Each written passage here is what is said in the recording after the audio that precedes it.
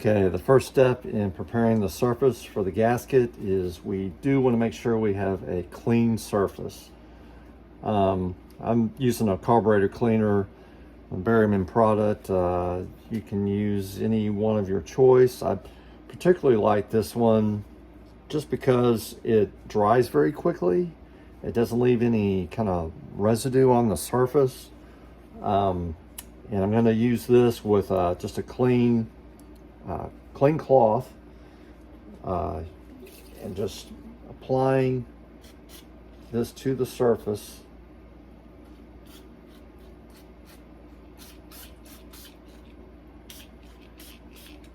You want to really make sure that it's clean.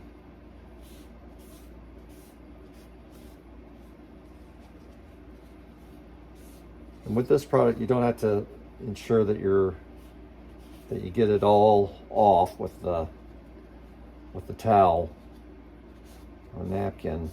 It'll dry on its own. You just give it a few minutes and it'll dry up. But you want this really clean. You don't want any oil. Oil is your enemy when it comes to gasket sealer. You don't want any oils or dirt. So you want to make sure that this is really clean. I've seen people use their fingers and applying the sealant.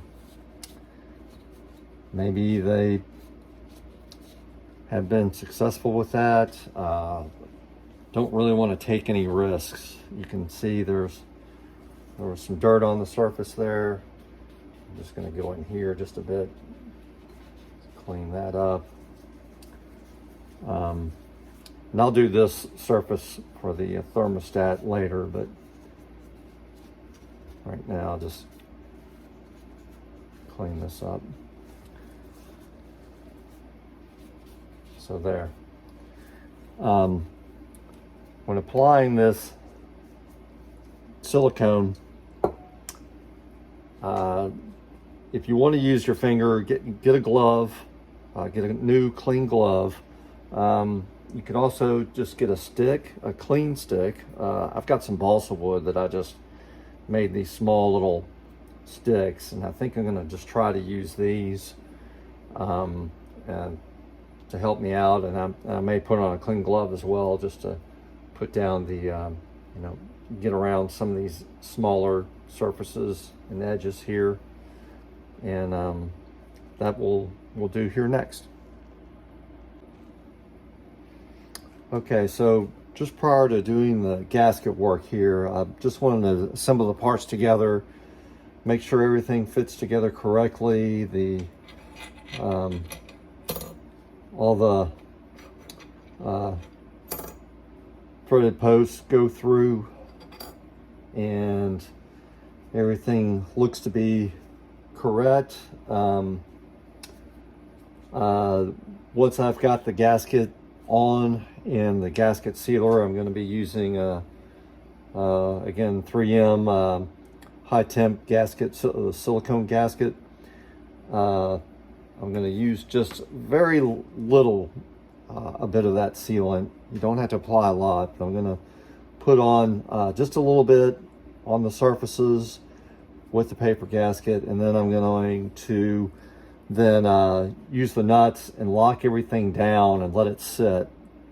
Give it a chance to really seal properly, and let it cure and harden in prior to putting it back on. So just want to be able to do these checks real quick prior to committing to anything. If there needed to be any kind of change, if I needed to replace anything, if these studs weren't correctly aligned or having to be off just a bit, I want to make those corrections now prior to committing to doing the gasket work.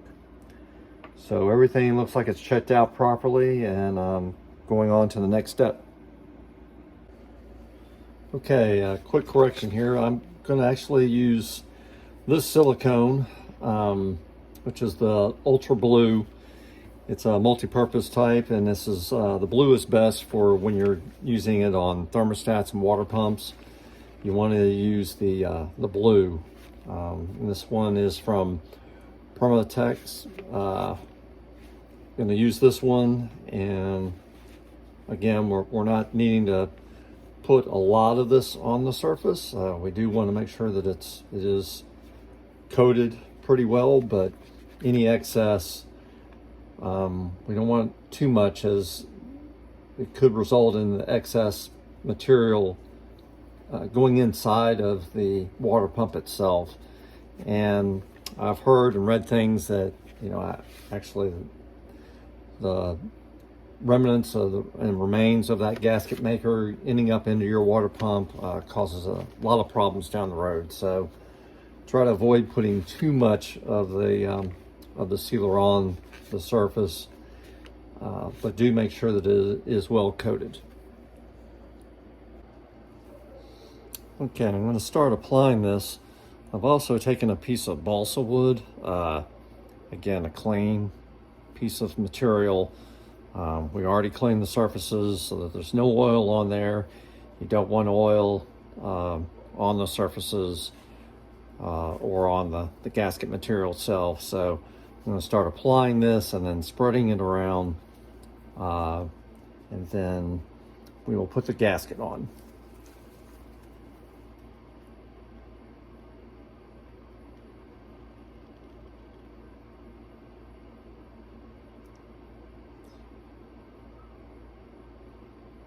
I'll also come back and go around each of these posts, around the holes.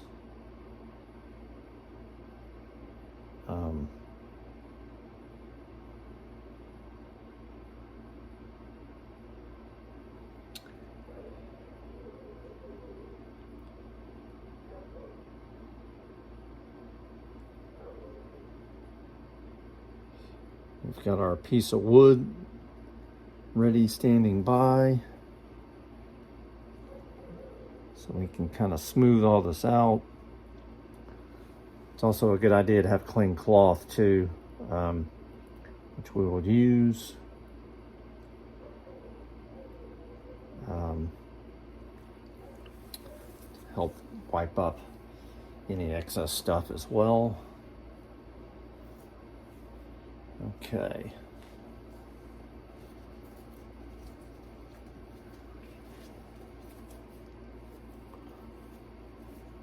So first going to try to use this stick.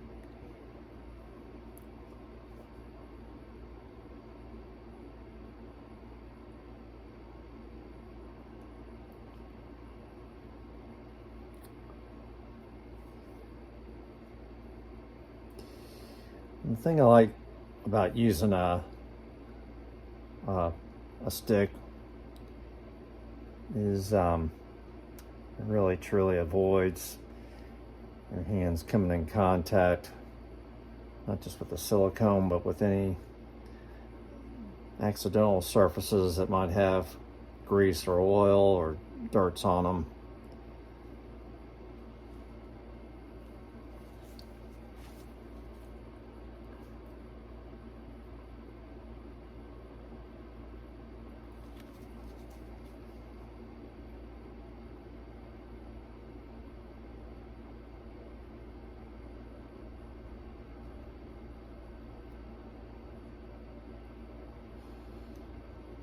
Applying this out all around the holes, around these threaded posts.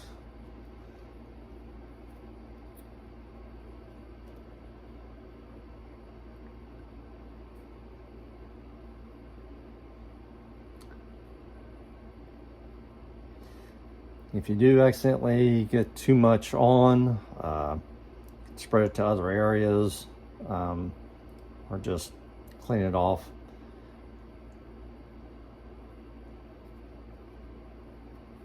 Not that big of a deal.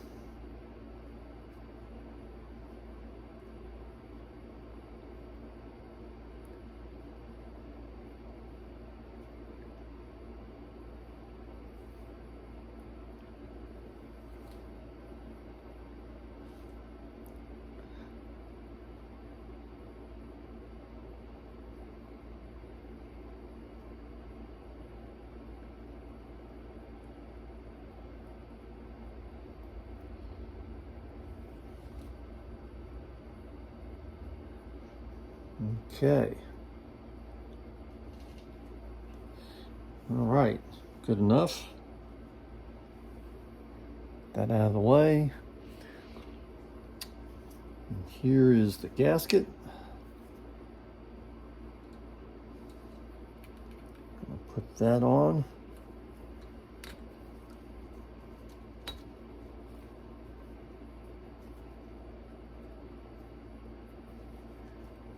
And we're going to do the other side of the gasket too, so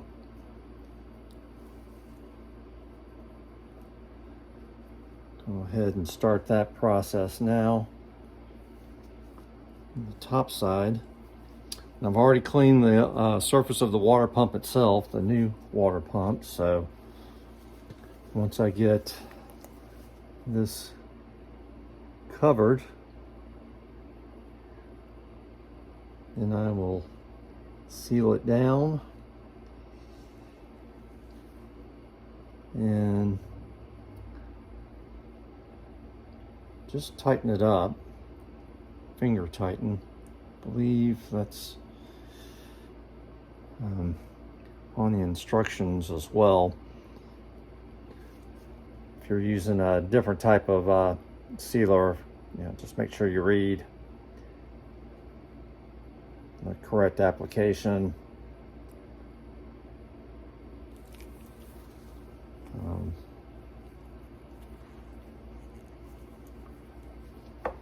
All right.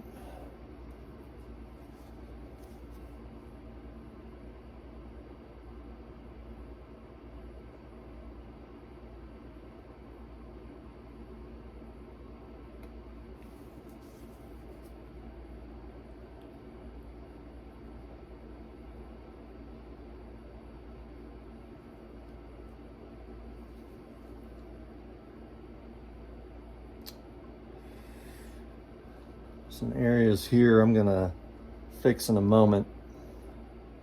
I don't like the way that looks with material inside the water pump. That we want to avoid. We do not want sealant going into the water pump itself.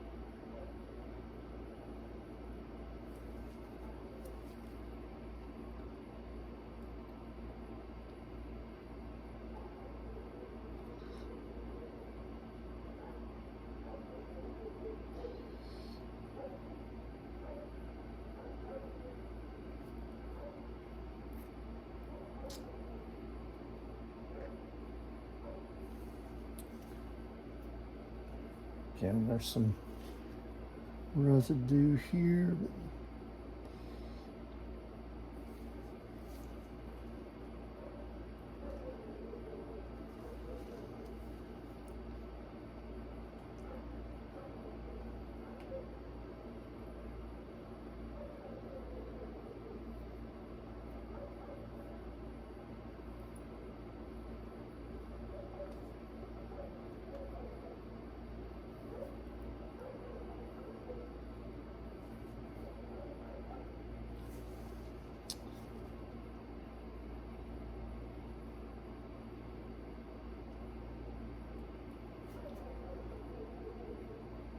All right. Just need to do some cleanup. Some of these areas.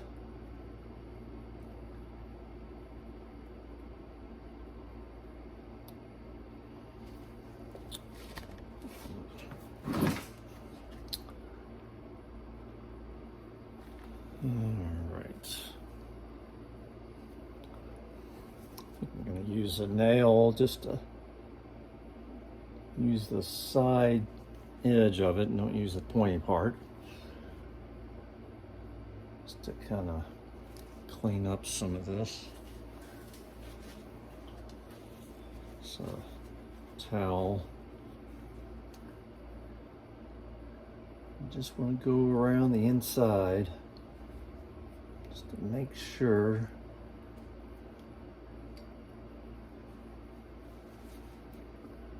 I'm not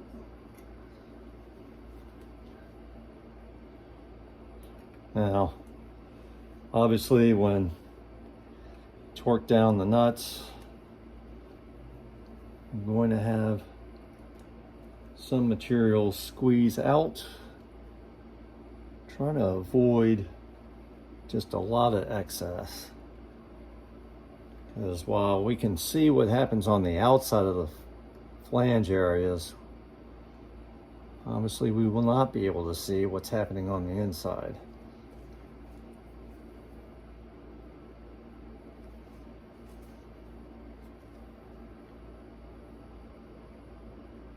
So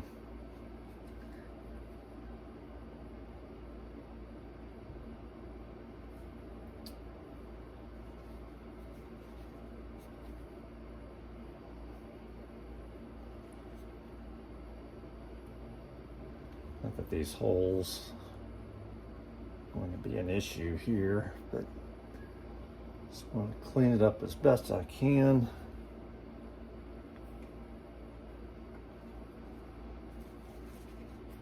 Just taking the time to do this right.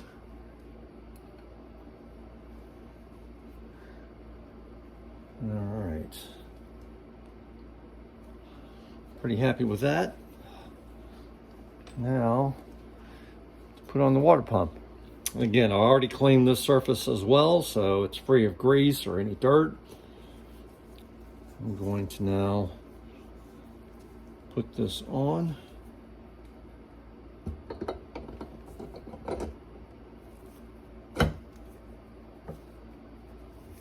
Like so.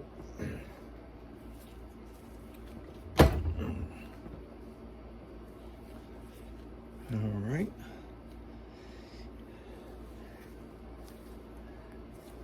As you may be able to tell, but the surfaces, the bottom housing actually has a little bit more of an edge around the outside, so that's why we're seeing a lot of the gasket maker there, the blue, along this outside surface edge, because it's not totally and completely aligned flush to the edges anyway, but that's okay. I got a little bit of, I'm gonna just take a moment and clean this up, and I'm gonna go ahead and put the bolts in. So I got some new nylon lock nuts. These are 10 millimeter, and I'm not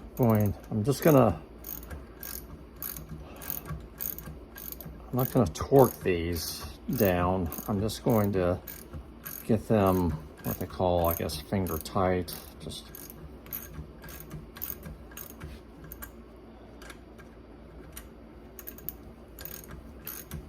gonna go around and do all of these, and then also with the bolts that are here, there's of course, don't forget the washer that's underneath the bolt. That goes in place here, and then I've got a nut underneath that I'm just gonna finger tighten as well. Gonna go around and do that for all of these, and just let it set.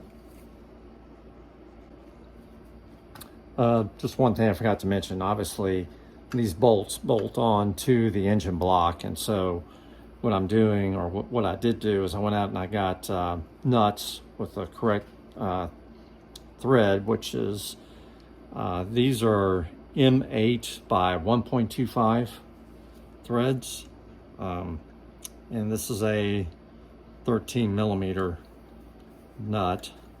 So that's what you would want to go to the hardware store and find, just for temporarily, just to allow you to tighten these up.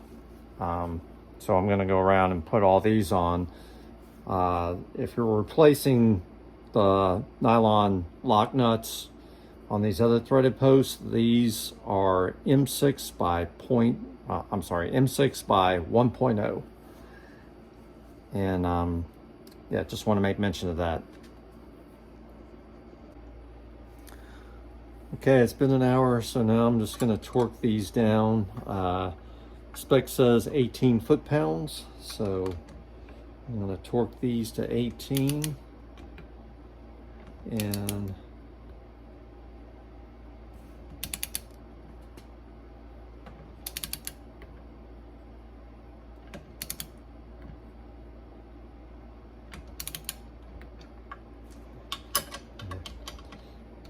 what I'm going to do is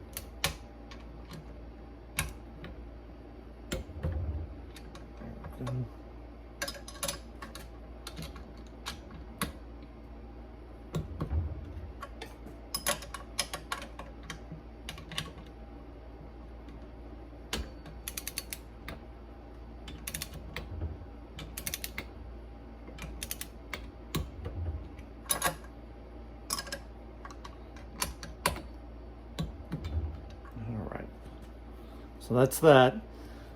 And like that said, I'm going to tighten these up a little bit more as well, and then I'm going to put the spindle on next. And the spindle, it gets torqued to 44 pounds, 44 foot-pounds. So I'll be putting the spindle on next.